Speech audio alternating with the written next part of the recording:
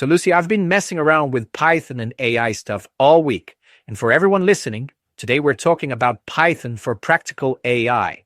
Basically, how to actually build and deploy AI models without getting lost in theory. How's your morning been? Hi, everyone. We're back. And oh my God, Gian, you've been coding non-stop lately. I saw your GitHub commits at like 3 a.m. Yeah, guilty as charged, but honestly, Python makes it so accessible now.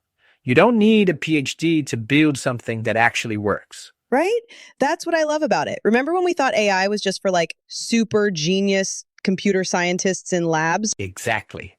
Now you can literally pip install a few libraries and you're ready to go. Speaking of which, pip install, that's how you add new tools to Python for those who might not know. Yeah, it's like downloading apps for your code. But okay, real talk. Where does someone even start with this stuff? Well, first thing, set up a virtual environment. Always. I learned this the hard way when I broke my entire system trying to install TensorFlow. Oh no, I remember that disaster. You were frantically messaging me at midnight. Right? So virtual environment means you create like a separate bubble for your project. All your libraries live there, and if something breaks, your main computer is fine.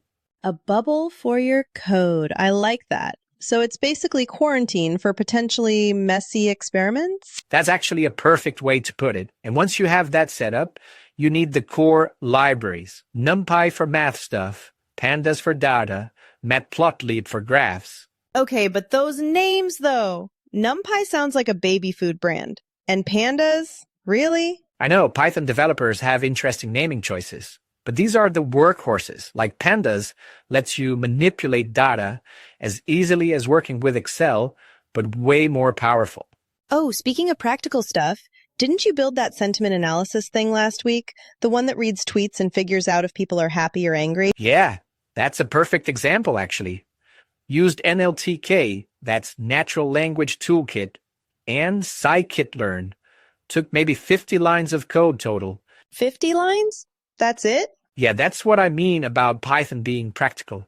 You import the libraries, load your data, train the model, and boom, you have AI that understands emotions in text. That's kind of mind-blowing when you think about it. Like, we're teaching computers to understand feelings. And the crazy part is, once you understand the pattern, you can apply it to anything. Image recognition, predicting stock prices, whatever. Okay, but wait. When you say train the model, what does that actually mean? Because I picture like a tiny AI doing push-ups. Ha, not quite.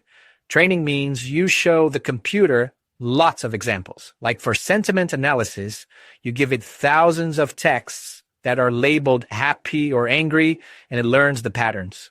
So it's basically pattern matching on steroids. Pretty much. And here's where it gets really interesting. With large language models now, you can use Python to interact with things like GPT or Claude directly. Oh, right. The LLMs. That's another acronym people throw around. Large language models, for anyone wondering. Yeah. And you can build what they call agentic systems. Basically, AI that can think and act on its own, make decisions, execute tasks. Okay, that sounds slightly terrifying. Like, are we talking Terminator here? No, more like a really smart assistant. Like imagine you have one main AI that manages specialized helpers. One for data analysis, one for writing, one for research. Oh, like a manager delegating tasks to the team. That's actually brilliant. Exactly. It's called the manager pattern. And the beauty is you can build this yourself with Python. You don't need to work at Google or anything. This is what I love about where we are right now with technology. It's so democratized. Is that the right word? Perfect word, actually. Democratize means making something available to everyone, not just the elite few. And that's exactly what's happening with AI.